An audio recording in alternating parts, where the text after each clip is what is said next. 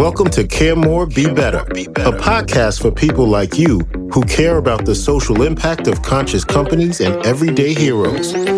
Hear inspiring stories from those who put people and planet before profit and personal gain. You'll learn how you can make a difference, vote with your dollars, and get involved today. Here's your host, Corinna. Hello, fellow do-getters and friends. I am your host, Corinna. I should call you Regenerators this week because this is installment 2 in my series on Paul Hawken's book, Regeneration, Ending the Climate Crisis in One Generation. For those of you watching this on YouTube, you'll see it right here. This is my new handy-dandy book. I have it dog-eared. I've been reading it chapter by chapter each morning and night. And today I'm going to be covering the section called Forests. It's a deep dive into the book. Even if you don't go out and get it yourself, you can get a taste of what it's like, a taste of the solutions that are covered. I'm going to provide with show notes links to everything we discuss and a full transcription of this podcast on our website, caremorebebetter.com. So if any of this compels you and you want to dig deeper, just visit the show website. While you're at it, I hope you'll consider becoming a member and supporter of the show. Our members receive special perks, exclusive content, and early access to shows. To find out more about Patreon membership, one-time donation support, and our Etsy shop, visit the show support page on caremorebebetter.com. Once show costs are covered, we will donate surplus funds to charities that support social causes and the health of our planet. As we commence today's show, I want you to think about a time when you've been surrounded by nature, in the middle of a forest, perhaps on a glade. Think about the sights, smells, and sounds around you. Forests are full of a quiet power because they're full of life. You may not always see signs of life at first glance, but if you look closely, beneath your feet and in the trees, you'll soon realize it's all around you. Forests have been seen as a resource by landowners for a long, long time. Their tall trees become timber, helping us build our homes. But what many forget is that when we harvest trees, especially when we clear-cut mountains, we are destroying an entire, deeply connected ecosystem. That once thriving ecosystem, once laid bare, has lost its innate quality of being able to sequester carbon from our atmosphere. It's prone to erosion, which can result in mudslides and of soil degradation. If we instead were to select trees without clear cutting, preserving the diversity of the ecosystem, the forest could continue to thrive, supporting life within and preserving its ability to sequester carbon and produce oxygen. The 2.2 trillion tons of carbon stored in forests could remain right there instead of dispersing it through clear cutting. But a more mindful method isn't commonplace. We need to get there. Though we continue to clear-cut forests around the globe, there is hope. Forests can be restored. But the effects of global warming, including mega droughts and mega fires like those that we're experiencing in California, make this task ever more difficult. As I detail what's wrong and where solutions may lie, I want you to hold on to something. Understand that there is a regenerative solution to all of the problems we face with regard to climate change. And it starts with us simply having this very important conversation. Each of us can have an impact. We can write our congresspeople, shift our purchasing habits. We can organize. We can build a system in which we thrive together, an activistic community of support. So even as we dig through this together, and even when it seems bleak, keep that in your mind. We can regenerate. Okay, here goes. Are you ready? Proforestation. Do you know what proforestation is? It's exactly what it sounds like, pro-forests. It preserves swaths of forests intact as opposed to logging them for timber, even selectively, because what we once thought was true of old growth trees isn't. You see, we used to think that as they approached the end of their lives, that they stopped sequestering as much carbon, but that's simply not true. New growth trees take a long time to mature and to reach the same levels of carbon sequestration. So what are we really doing when we cut an old tree and just simply replace it with one new sapling? Cutting down one tree and replacing it with another really isn't enough. It doesn't make up for the loss. Logically, this all makes sense. So we really should avoid taking that simplistic approach. Number 2, Protect boreal forests. The boreal forests form the largest intact forest system in the world. They stretch from Canada to Alaska to Scandinavia, Russia, and northern Japan. Evergreens of all sorts, moss, lichens, deer, bison, caribou, lynx, wolves, and bear. It covers 1.2 billion acres. And here I'll quote Paul Hawken's book, Regeneration, from page 39. Quote, "The boreal has the highest carbon density of any region on Earth, with more carbon below the ground than intact tropical forests have above the ground. The forests hold 1,140 billion tons of carbon in soil and biomass, 50% more than what is in the atmosphere. The damp, cold conditions in the boreal prolong decay and create carbon-rich bogs and peatlands. When boreal forests are harvested and clear-cut, the disturbance dries out the soil, which creates carbon emissions greater than the loss of the trees." End quote. Now, recently, advocates for our climate have put forth proposals to set aside between 30 and 50% of nature for nature, meaning that it wouldn't be developed, that we wouldn't be harvesting from it. This is really a way of simply letting that space go wild so that it can be its own natural ecosystem. The present goal is to set aside that 30% by 2030. It is possible. It's going to take a bit of work. Number 3, stop clear-cutting tropical rainforests. While forests can recover, and while trees can be planted to replace those that have been taken, it takes decades, even a century, for the ecosystem to fully recover.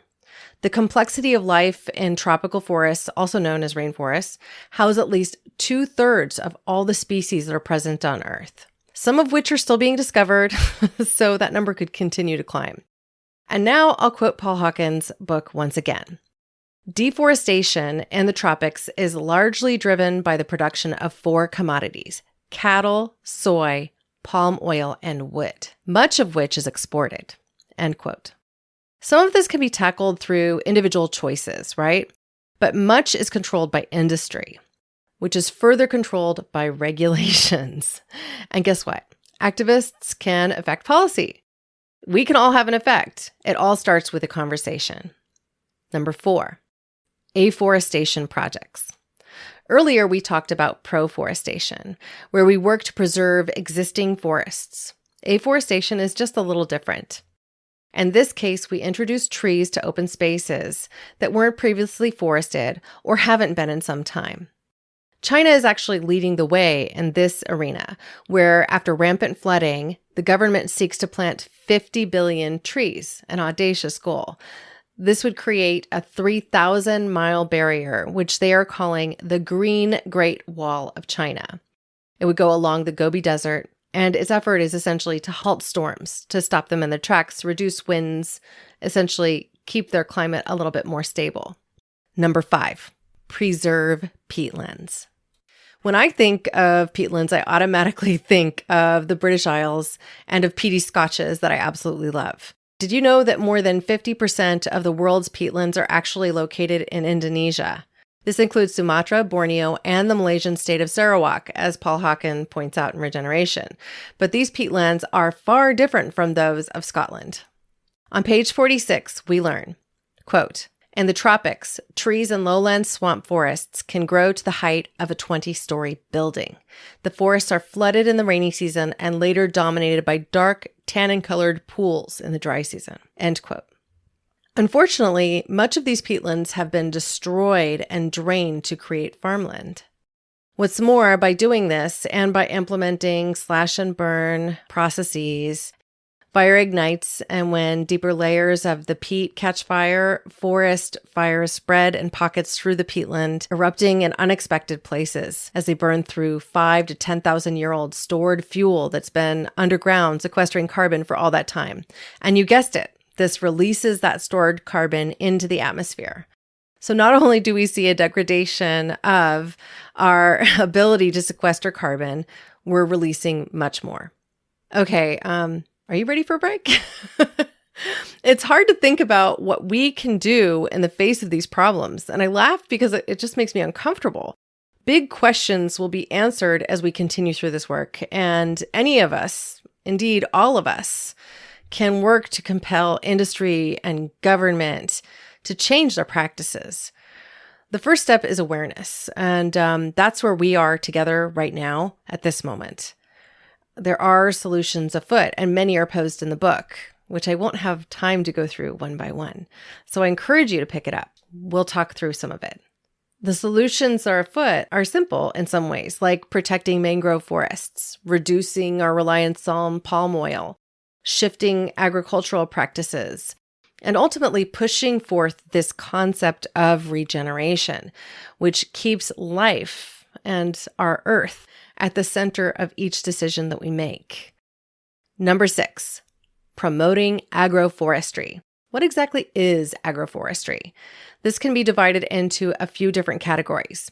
Alley cropping, which looks a little more like traditional farming, includes the use of cover crops beneath trees or bushes that can be grazed by livestock. You might think about a vineyard that has these kind of rolling, weaving paths and perhaps some grass underneath and some weeds, maybe a rose bush at the end of each of their alleys. That could be considered a form of alley cropping.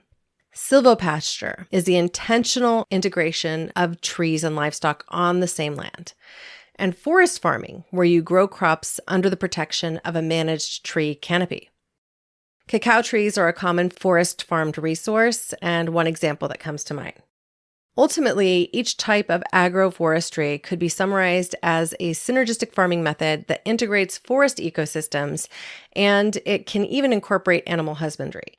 The plants complement one another. They might provide resources to it. The animals that are grazing on the floor and add nutrients to the plants as well. Number 7, we're moving on to fire. This is a tough one to cover. I live in California. I was actually evacuated for 10 days last year because of the fires that were encroaching on Scotts Valley, which was something I never expected to see happen in my lifetime. But it did, and it could again. This one was simply lightning strike. Lightning strikes started a watch of fires that no one thought would really happen.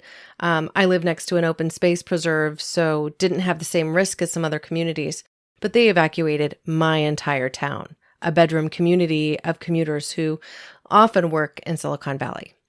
Now, controlled burns are actually a very effective way of controlling undergrowth, right? However, a lot of what we have here, and specifically the Santa Cruz Mountains, is really treacherous kind of terrain. So it's difficult to even think about how we might manage that. But we can learn a lot from indigenous peoples around the globe who lived here before us and managed these forests before we were ever here. You can light strategic fires after a season's rain and have controlled burns that control the undergrowth. At that critical point in time, the tree cover is sufficiently hydrated to mostly survive and weather the storm. You can control the area that's being burned. And the ash of the underbrush is able to give rise to new life. Without controlled burns, fire seasons, as we've seen, can get completely out of control. As Paul Hawken notes, Aboriginal people in Northern Australia have been able to successfully use properly timed small fires, resulting in a dramatic reduction in dangerous wildfires, burning 57% fewer acres. This has positively impacted greenhouse gas emissions, reducing them by 40%. And Australia is doing something really cool to support this and other similar efforts. They employ a cap-and-trade system whereby emitters compensate those who sequester or avoid emissions. The organizations using ancient burning techniques have therefore earned $80 million, which they have been able to reinvest in their communities for a better education and hundreds of jobs. And that's detailed on page 55 of Regeneration. It's time for the rest of the world to look at controlled, seasonally timed small burns to support our forest health. It's an effective means of controlling the underbrush and will reduce the likelihood of out-of-control fires like those that we are seeing all over the globe. As we head into the 8th and final topic of this week's deep dive into regeneration, Ending the Climate Crisis in 1 Generation by Paul Hawken, we get to talk about a marvelous tree-like grass that can top heights of many forests around the globe. This incredible featured plant is simply bamboo. Now, this topic packs with it a heck of a lot of hope, as bamboo is capable of producing 1/3 more oxygen than a similar parcel of forest, while sequestering more carbon. It can grow on degraded land, in either full sun or shade. It can be harvested with ease and resprouts easily from roots. And this may sound crazy, but it's true. Giant bamboo can grow up to 36 inches in a single day, reaching 90 feet in height at maturity. So it can replace other slower growing trees as a source for toilet paper, building materials, and furniture, and it can even be used as a replacement component in concrete. It also provides food with delicious bamboo shoots added to many a soup or salad. Ultimately, wild bamboo can be insidious and tends to outcompete many other plants and trees. It makes a great windbreak, it's a soil stabilizer, and supports global cooling. It just needs to be managed appropriately. So as we wrap up this section of regeneration and our coverage of forests, I ask a simple question. Which of these 8 do you think you could champion? Which interests you the most? Will you advocate for proforestation and afforestation? Or are you more interested in preserving our peatlands or boreal and tropical forests? Perhaps you work in construction and want to advocate for the use of more bamboo in your building materials, or you're moved to advocate for controlled burns to protect our forests. No matter your area of interest, you can make a difference simply by sharing this podcast and, as a result, this incredible and important book with people in your life. As I said in my interview with Paul, my copy is already well worn. It may have a coffee stain or two. It may even have suffered a pen mark from my toddler. It's living with me. It's serving its purpose. In next week's session, which is part 3 of this series, we're going to dig into a concept I'm passionate about, which is wilding. It's the next big section of the book. We'll get to talk about trophic cascades, grazing ecology, wildlife corridors, pollinators, wetlands, and more. So in preparation for next week, get outside, enjoy a piece of nature, and spend some time in the great wild outdoors.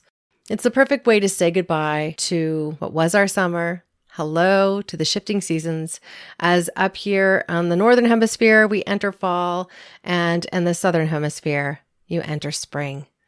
Thank you, listeners, now and always, for being a part of this pod and this community, because it's my firm belief that together we really can do so much more. I invite you to visit my website. I'd love to hear your comments, and I'm planning to do a live stream very soon where I'm going to cover regeneration.org, dig into the Nexus section, and help share it with all of you.